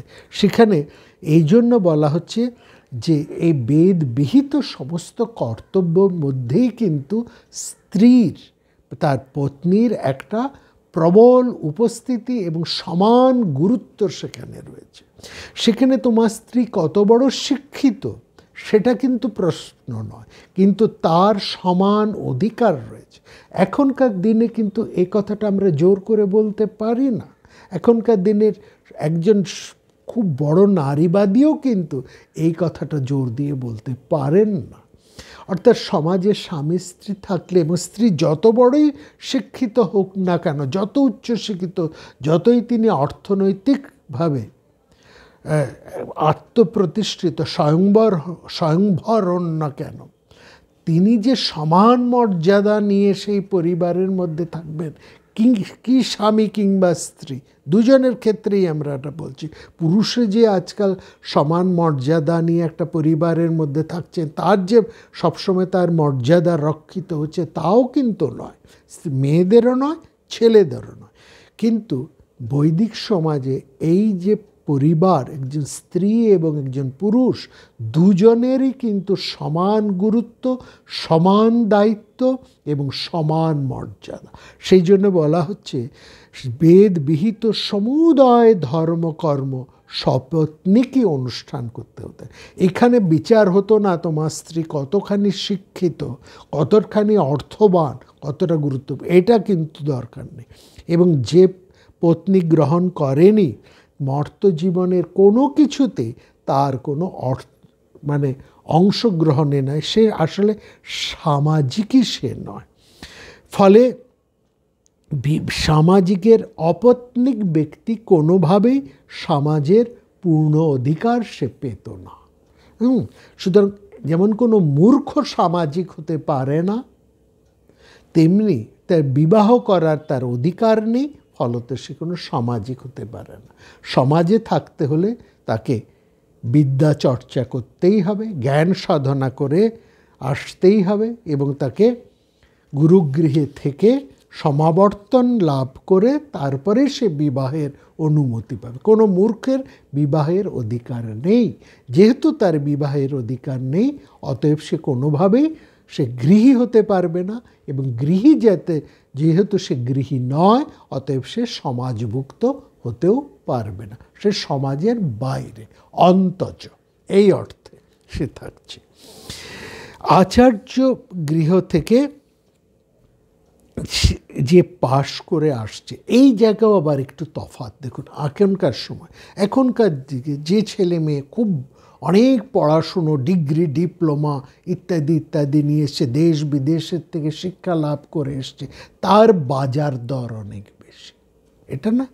কিন্তু সেই সময় ছেলেরা বিদ্যা অর্জন না করে এলে, অর্থাৎ পাশ না করে এলে, সে বিয়ের অধিকারই পেত না। এই দুটোর মধ্যে কিন্তু তফাৎ আছে।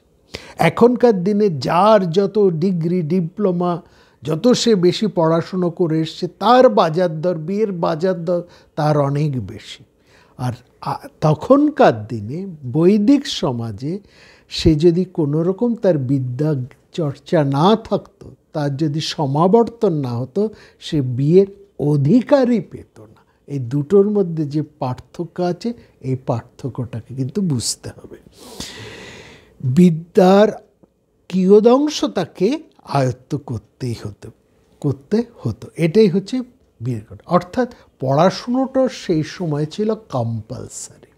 এইখানে আরেকটা কথা আমাদের বলার আছে, এটা হচ্ছে আজকাল অনেক রাষ্ট্রে, অনেক দেশে পড়াশুনোটাকে কম্পালসারি করার একটা ভীষণ প্রয়াস, চেষ্টা আমরা রাষ্ট্রের তরফ থেকে দেখছি, যে পড়াশুনোটা যেন সবাই করে, একটা বেসিক পড়াশোনা, একটা বেসিক লেভেল পর্যন্ত যাতে সবাই করে। এই জন্য একটা কোথাও মাধ্যমিক পর্যন্ত, কোথাও আরেকটু বেশি বা কোথাও একটু কম, এই পর্যন্ত একটা বেসিক পড়াশুনো করার জন্য কোথাও ক্লাস 5, কোথাও ক্লাস 8, কোথাও ক্লাস 10, এরকম একটা পড়াশুনো, একটা ফ্রি পড়াশুনো সবাইকে দেবার একটা প্রচেষ্টা রাষ্ট্রের মধ্যে অর্থাৎ পড়াশুনো যাতে সবারই হোক, একটা কম্পালসারি করার একটা চেষ্টা হচ্ছে।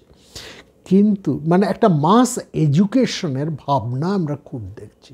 কিন্তু তখনকার দিনে দেখুন ব্যাপারটা তারা এত চমৎকারভাবে তৈরি করে দিয়েছিলেন, তুমি বিয়েই করতে পারবে না, তার চাইতে বিয়ে না করলে তুমি সমাজভুক্তই হতে পারবে না যদি না তুমি বিদ্যা চর্চা করো। তো এই ভাবনা থেকে কীভাবে সেইকারের শাস্ত্রকারেরা বিদ্যা চর্চাটাকে কম্পালসারি করে তুলে দিয়েছিলেন, এই ভাবনাটাকে কিন্তু এখনকার যারা শিক্ষা নিয়ে চিন্তা ভাবনা করছেন সেই সমস্ত মানুষদের একবার ভেবে দেখবার আমাদের অনুরোধ রইল।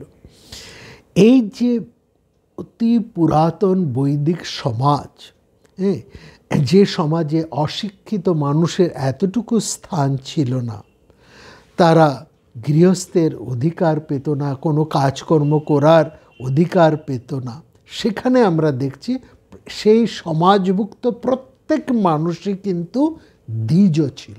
তিনি ব্রাহ্মণ হতে পারেন, তিনি বৈশ্য হতে পারেন, তিনি ক্ষত্রিয়। আসলে এই যে বৈশ্য, ব্রাহ্মণ, ক্ষত্রিয়, এই সমস্তগুলো, এই যে বর্ণ ব্যবস্থা, এগুলো জন্মজাত ছিল না, কুলজাত, বংশজাত ছিল না, এগুলো ছিল সবই বৃত্তি নির্ভর।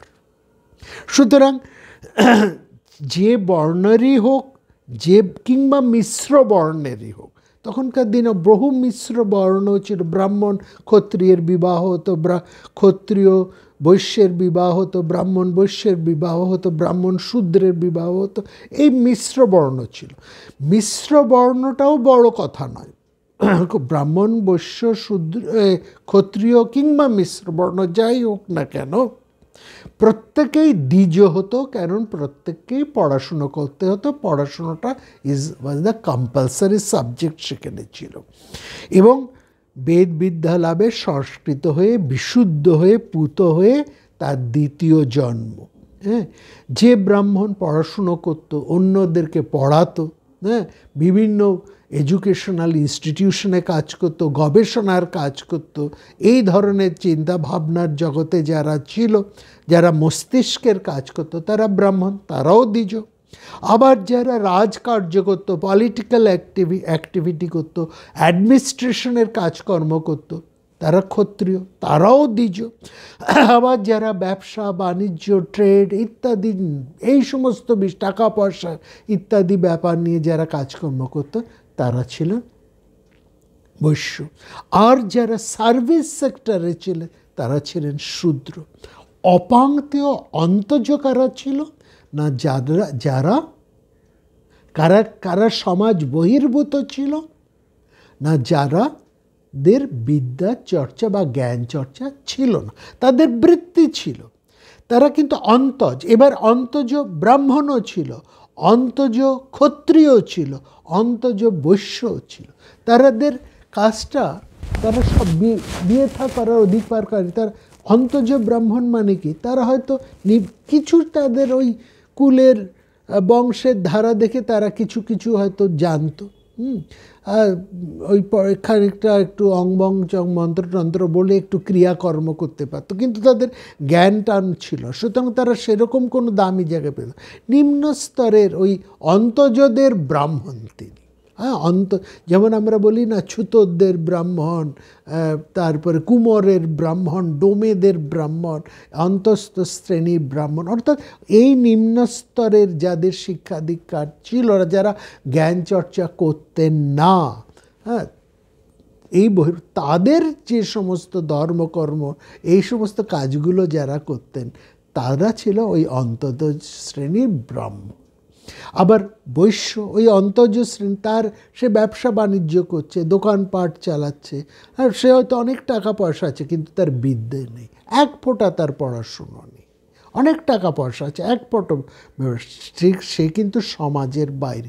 লক্ষ্য করবেন বৈদিক সমাজ, তাকে কিন্তু পড়াশুনো জানতে তোমাকে হবে, অর্থাৎ তোমাকে বিদ্যা জ্ঞান গুরুগৃহ থেকে সমাবর্তন, ওই সার্টিফিকেটটা তোমার থাকতে হবে, তবেই তুমি সমাজে প্রবেশের এবং বিবাহ করবার অধিকার পাবে।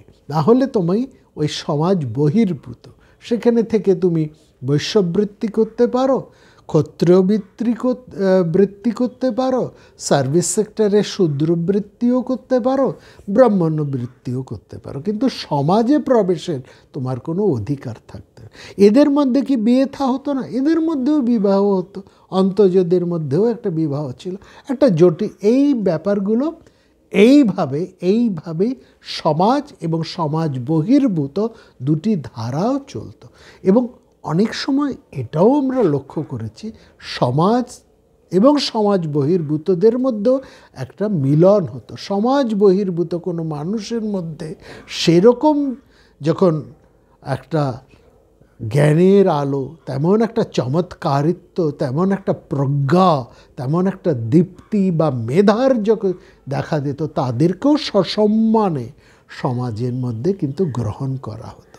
সমাজের মধ্যে গ্রহণ এবং সমাজ থেকে বহিষ্কার দুটোই কিন্তু সমানভাবে চলত। এখানে কিন্তু মানে কোনো রিজিডিটি থাকতো না, শর্ত ছিল ওটা। তোমার যদি অশিক্ষিত না হও, সমাজে তোমার কোনো স্থান নেই, কেন তুমি বিয়েই করতে পারবে না, 1 নম্বর। এবার তুমি যদি সমাজের বহির্ভূত হয়ে যদি দেখা যেত যে তার মধ্যে সেই প্রজ্ঞা আছে, তার মধ্যে সেই মেধা আছে, তাকে কিন্তু সসম্মানে সমাজে বরণ করা হতো। এরকম বহু ঋষি, বহু ঘটনার কথা আমরা আগেও বলেছি, তাকেও কিন্তু সমাজের মধ্যে সসম্মানে গ্রহণ করা হতো, তাকেও সামাজিক করে দেওয়া হতো। আবার সমাজে আছে তার বাবা, দাদা, কাকা, জ্যাঠা মশাই, মানে বংশ পরম্পরার মধ্যে তারা প্রত্যেকে জ্ঞান চর্চা, বিদ্যা চর্চা করে এসছেন, তারা বিভিন্ন কর্মের সাথে বৃত্তির সঙ্গে যুক্ত, কিন্তু পার্টিকুলারলি সেই মানুষটি সে বিদ্যা চর্চা করে না, সে কিন্তু সমাজ থেকে তাকে বহিষ্কৃত করা হতো, অর্থাৎ সে বিবাহের অধিকার পেত না। এইটি হচ্ছে বিশেষ করে বোঝা। অর্থাৎ সমাজের স্থিতি এবং লোকস্থিতি, এইটাকে ভীষণ গুরুত্ব দেওয়া হতো এবং সেখানে কিছু সামাজিক বিধি মেনে চলতে হতো, এবং সেটার মধ্যে এই জ্ঞান চর্চাটাই ছিল প্রধান। জ্ঞান চর্চা তোমাকে করতে হবে, যাই কাজ তুমি করো না কেন, তোমার পেটে কিছু বিদ্যে বুদ্ধি থাকতেই হবে। এই ভাবনা থেকেই আমাদের এই মধ্যে কিছু অনুষ্ঠান বা কিছু ক্রিয়াকলাপ ইত্যাদি চলেছে। এগুলো যজ্ঞ ক্রিয়া, যজ্ঞ অনুষ্ঠান, যজ্ঞ ভাবনা, এই সমস্ত নামের মধ্যে। এই যজ্ঞ ক্রিয়া একটি যজ্ঞ ব্রতও বটে। ব্রত শব্দের অর্থ হচ্ছে একটি বিধি বিধান, কি করা উচিত এবং কি করা উচিত না, এই সম্পর্কে অনুশাসন।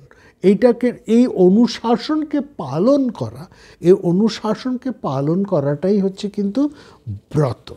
হ্যাঁ, এই ব্রত, সেই ক্ষেত্রে এই যাজ্ঞিক ক্রিয়াটাও একটি যেমন ক্রিয়া এবং এটিও একটি ব্রত। আমি এটা পালন করব, সেই অর্থে এটা ব্রত। আমি এই কাজটি করছি, এইভাবে করব, সেটি হচ্ছে ক্রিয়া। বোঝা গেল? এই আর একটি কথা বলে আমরা আজকের পর্বটি শেষ করছি। এখানে আরেকটি কথা আমাদের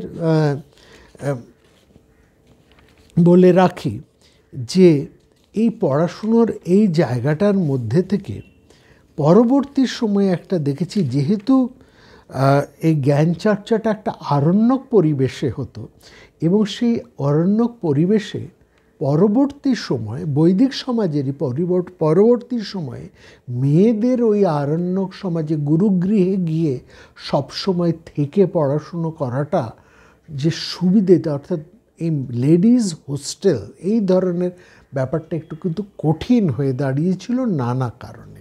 ফলত যেসব মেয়েরা বাড়িতে থেকে পড়াশুনো করার সুযোগ পেতেন, বা যাদের পিতা বা ওই বাড়ির যারা বড় রয়েছেন তারাই এরকম বিদ্যা চর্চা করছেন, জ্ঞান চর্চা করছেন, তাদের বাড়ির মেয়েরা পেতেন। অন্যান্য সাধারণ মেয়েদের পক্ষে সবসময় গুরুগৃহে থেকে পড়াশুনো করাটা একটু কষ্টকর ব্যাপার হয়ে দাঁড়িয়েছিল।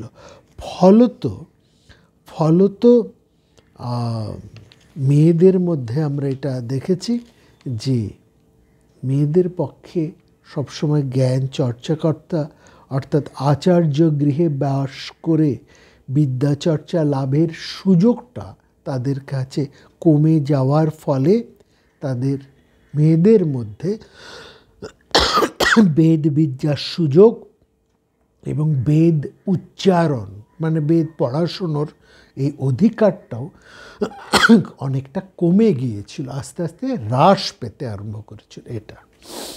তো যাই হোক, যে কর্মটা আমরা বলছি, এই যে আচার আচরণগুলো, এই যে আচার আচরণ এর মধ্যে যে সমাজের মধ্যে যে অনুষ্ঠানগুলো চলেছে, কোথাও তার মধ্যে অনুষ্ঠানের বহুলতা থাকে, কোথাও অল্পতা থাকে। অনেক স্থানে আসলে মূল কথা হচ্ছে এই অনুষ্ঠানের তাৎপর্যটা বোঝা দরকার। তাৎপর্যটা যদি না বুঝে কেবলমাত্র অনুষ্ঠানগুলো করা হয়, তাহলে ওটা একটা শুষ্ক আচার অনুষ্ঠান হয় এবং সেই অনুষ্ঠানটা প্রাণহীন হয়ে আস্তে আস্তে সেই অনুষ্ঠানটা নষ্ট হয়ে যায়। অর্থাৎ কেন করছি, কীভাবে করছি, এর অর্থটা কী, এর তাৎপর্য কী এবং এটা করলে কি হবে ইত্যাদি জিনিস সম্পর্কে স্বচ্ছ এবং স্পষ্ট ধারণা যদি না থাকে, তাহলে এই জিনিসটা কিন্তু নষ্ট হয়ে যায়, সেটা প্রাচীনভাবে নষ্ট হয়ে যায়। এবং শুধু নষ্ট হয়ে যায় না, সেটার একটা ধারা থেকে যায় বটে, একটা ক্রিয়া থাকে, একটা ভাবনা থেকে যায়, কিন্তু মূল রসটা নষ্ট হয়ে যায়। যারা এই যাজ্ঞিক ব্যাপারের যে অন্তর তাৎপর্য, মূল ভাবনা যারা ধরে রাখতেন, তাদেরকে বলা হতো ব্রাহ্মণ। অর্থাৎ ব্রাহ্মণ্য গ্রন্থের মধ্যে এই যজ্ঞক্রিয়ার মূল তাৎপর্য কিন্তু ধরা থাকতো। যারা এই তাৎপর্যগুলো জানতেন, বুঝতেন, কেন করছি, কিভাবে করব, কেন করব, কি করা উচিত আর কি করা উচিত নয়, এই প্রত্যেকটির অন্তর তাৎপর্য কি, করলে কি হবে, না করলে কি ক্ষতি হবে, এই সমস্ত সমুদায় সম্পর্কে যে গভীর জ্ঞান এবং লজিক্যাল, ভীষণভাবে লজিক্যাল জ্ঞান যাদের থাকতো, তার এগুলো ছিল ব্রাহ্মণ্য গ্রন্থ। যারা এগুলো জানতেন তারাই ছিলেন ব্রাহ্মণ। এই সম্প্রদায়ের মানুষরা ধীরে ধীরে লুপ্ত হয়ে যায়। আমাদের এই ব্রাহ্মণ ধারা নষ্ট হয়ে যায়, ফলে এই যজ্ঞক্রিয়া কেবলমাত্র একটা ক্রিয়া মাত্র হয়ে থাকে, একটা শুষ্ক ক্রিয়া। এবং তার অর্থ কী, এই অর্থটা পরিষ্কার করে বুঝিয়ে দেবার লোক না থাকাতে এই কাজটা শুষ্ক, নিষ্প্রাণ এবং তার মর্যাদা হারিয়ে ফেলে এবং এর আর কোনো গুরুত্বও থাকে না। ফলে এই যজ্ঞক্রিয়া নষ্ট হতে আরম্ভ করে। তার অর্থ কিছু কিছু আমরা আপনাদের কাছে তুলে ধরব। এটা কীরকমভাবে থাকে, এই যে একটা পুরনো একটা ধারা থেকে যায় এবং সেটা একটা অন্য নামে সেটা প্রতিষ্ঠিত হয়, তার একটা উদাহরণ দিয়ে আমরা আজকের আলোচনা শেষ করব। দেখুন, এই যে ইউরোপিয়ান তাদের উদাহরণ দিয়ে বলছি, যে ইউরোপীয় যে দেশ, খ্রিস্ট ধর্ম তো তাদের আদি ধর্ম নয়, এটা যীশুখ্রিস্টের জন্মের পরে যে ধর্ম, যে প্রথা, এইসব বাইবেল ইত্যাদি হয়েছে, সেটা হচ্ছে যীশুখ্রিস্টের জন্মের পরে। কিন্তু যীশুখ্রিস্টের জন্মের আগেও তো এই সমস্ত দেশে একটা ধর্ম, একটা আচার, একটা ছিল, হ্যাঁ। এবং সেই সময় সেই যে যারা পুরনো ইউরোপিয়ান তাদের যে আচার অনুষ্ঠান তার একটা অর্থ ছিল, তার একটা তাৎপর্য ছিল। তার দৃষ্টান্ত আপনাদেরকে দেখছি। এখন যারা ইংরেজ মানে ইউরোপিয়ান, তারা এই বড়দিনের যে উৎসব, যেটা কিছুদিন আগে ডিসেম্বর মাসে হলো, 25শে ডিসেম্বর থেকে 1 জানুয়ারি পর্যন্ত এই দীর্ঘ সময়টা, সেই সময় এই তাদের সমস্ত এই বড়দিনের উৎসবে তারা মিসিলোটো, একটা লতা, মিসিলোটো, এই লতা দিয়ে তারা ঘরবাড়ি সাজান। কেন সাজান না তার অর্থ কিন্তু অনেক ইংরেজ, অনেক ইউরোপিয়ানরা জানেনই না, তারা বলতেই পারবে না, কিন্তু এটা সাজাতে হবে। আমাদেরও যেমন অনেক আচার অনুষ্ঠান, বিবাহে, উপনয়নে, হ্যাঁ, আমরা অনেক কিছু করি। কেন করি? এর তাৎপর্য কী? কেন এইভাবে ঘি ঢালছি? কেন প্রদীপ জ্বালাচ্ছি? কেন এই মন্ত্র পড়ছি? এগুলো যেমন আমরা সাধারণ মানুষ জানে না, এটা করতে হয়, বা তার থেকেও বেশি তার অপব্যাখ্যা, ভুল ব্যাখ্যা চলে, এরকমই একটা ব্যাপার। তো আসল কথাটা হচ্ছে, সেই সময় আমাদের যেমন অশ্বত্থ, বট, এই সমস্ত খুব প্রাচীন বৃক্ষ, হ্যাঁ, এগুলো যেমন আমাদের দেশের বড় বড় বৃক্ষ, হ্যাঁ, এবং এগুলোকে একটা আমরা গুরুত্বপূর্ণভাবে নিই। সেই সময় ওই ইউরোপে ওক ছিল এরকম প্রাচীন বৃক্ষ, ওক গাছ এখনও আছে, বড় বড় বনস্পতির মনে, সেই ওক গাছের পুজো করতো। আমরা যেরকম বটের পুজো করি, অশ্বত্থের পুজো করি, সেরকম তারা এই ওক গাছের পুজো করত। এবং এই ওক গাছের মধ্যে মিসিলোটো লতা গজিয়ে উঠত।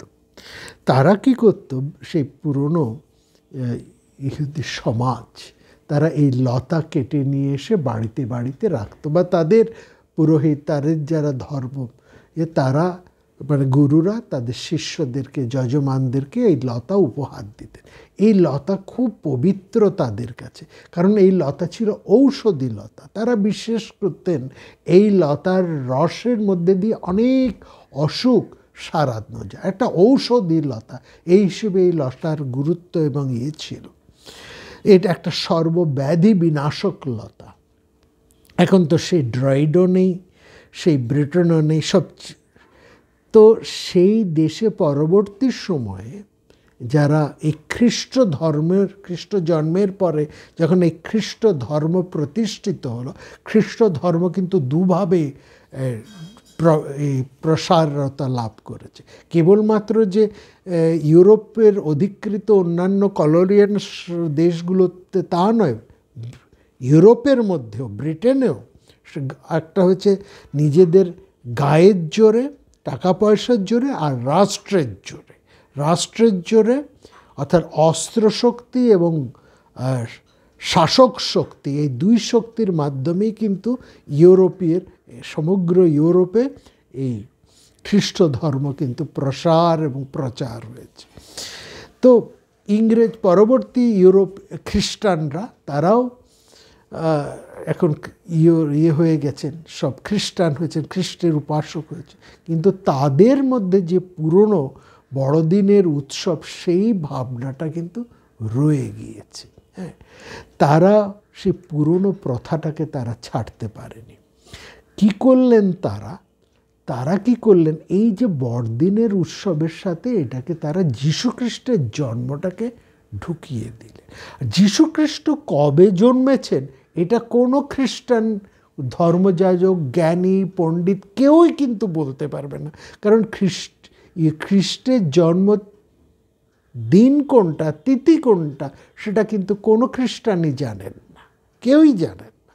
তারা কি করলেন, তাদের এই পবিত্র সবচাইতে আনন্দের দিনটাকেই, বড়দিনটাকেই তারা খ্রিস্টের জন্মদিন হিসেবে তারা সেটাকে ঘোষণা গ্রহণ করে, ওর সাথে একটার সাথে আরেকটাকে তারা মিশিয়ে দিলেন।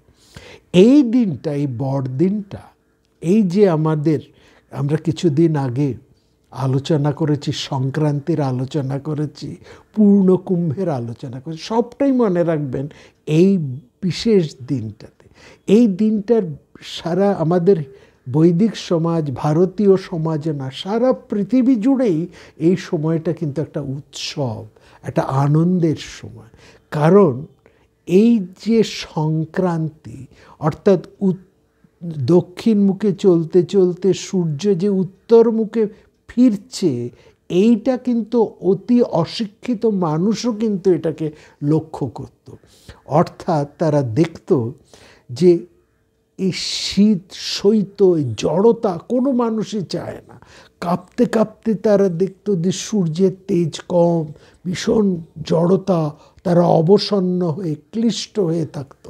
হঠাৎ তারা দেখতো যে সূর্যের সেই দীপ্তি আবার বাড়ছে, তেজ একটু বাড়ছে, আলোটা, সূর্যের তাপটা একটু মিষ্টি লাগছে। সুতরাং তারা একদম আনন্দের সঙ্গে, একেবারে সেই বরফের আস্তরণ ছেড়ে তারা একটু সূর্যের আলোতে বেরিয়ে এসছে। ক্রমে ক্রমে বরফ গলে তাদের জীবন একটু উষ্ণতায় ভরে উঠত। আর মানুষ মাত্রই তো উষ্ণতা চায়, প্রাণের উষ্ণতা, মনের উষ্ণতা, সেই উষ্ণতা। সুতরাং সমস্ত পৃথিবীর চেহারাটাই বদলাচ্ছে।